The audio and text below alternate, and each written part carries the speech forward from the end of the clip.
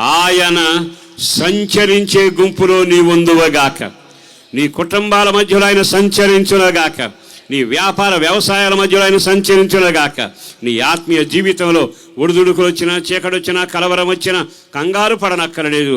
ఆయన తప్పక నీవు నిలిచిన పర్వతం చుట్టూ ఆయన సంచరించబోతా ఉన్నాడు. ఆ వాక్యం నన్ను ఎంతగా ధైర్యపరిచేదు. కారణం ఏంటో తెలుసా? మనుషులు సంచరిస్తే కొన్నిసార్లు నష్టాలు కూడా వాటిల్లుతాయి, ధైర్యం తక్కువగా ఉంటుంది. మీలాటోడికి ఇట్లాంటి బాధలు వచ్చాయని పలుకులు ఉంటాయి. కానీ దేవుడు సంచరించాడా? నీ జీవితంలో నేనున్నాను, ఎందుకు భయపడుతున్నావు అన్నట్టుగా పర్వతాలని, కొండల్ని పొడి చేస్తాడు, ఉరుములని, మెరుపులను రప్పిస్తాడు, భూమిని కంపింపజేస్తాడు. కానీ కొండ మీద స్థిరంగానే ఉంటావు, ఆ బండ మీద స్థిరంగానే ఉంటావు. దేవుని సందులో నాటబడిన మొక్కలాగా మీరుందురగాక.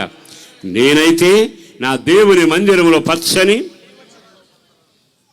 బాగా ఆలకించండి, దేవుని మందిరంలో పచ్చని ఒలివ మొక్కలాగా, దేవుని ఆవరణంలో ఖర్జూర వృక్షంలాగా నాటబడితే పర్వతాలు బద్దలవుతాయేమో కానీ కీడు నిన్ను సమీపించదు.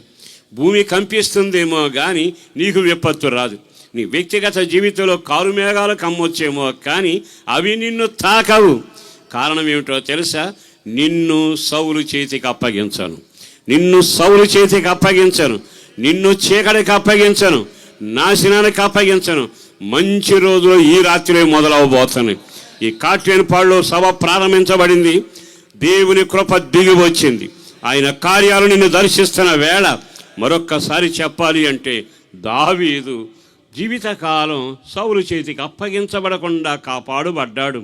కారణం మొదటిది దేవునిపై ఆనుకున్న అనుభవం. రెండవది ఏమిటో తెలుసా?